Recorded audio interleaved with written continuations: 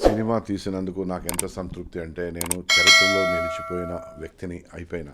ఎందుకంటే ఇటువంటి సినిమా ఎవరు తీయడానికి సాహసించలేదు. నేను సాహసించిన ఇది భారీ బడ్జెట్ సినిమా ఏదో 5-6 కోట్లతో 10 కోట్లతో తీసింది 51 కోట్ల రూపాయలు.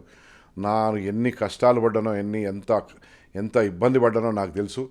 కానీ టాప్ సినిమా అని వేలాది మంది నుంచి నాకు ఫోన్లు వస్తుంటే మాత్రం ఎంత సాటిస్ఫాక్షన్ అంటే ఎక్కడ కూడా క్వాలిటీకి క్వాంటిటీకి ఆ చిత్రీకరణకు ఎక్కడ కూడా కాంప్రమైజ్ చేయలేదు. 1947ని కళ్ళకు అద్దం పెట్టినట్టు కళ్ళకు కట్టినట్టు చూపిస్తున్నారని చెప్పి వాళ్ళు చెప్తుంటే చాలా సంతోషంగా ఉన్నది నాకు.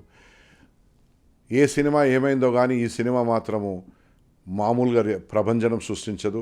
స్లోగా, బికాజ్ ప్రజలకు తెలియదు, ఇప్పుడిప్పుడే తెలుస్తున్నది. తెలిసినవాడు చూసినవాడు 100 మందికి చెప్తున్నాడు.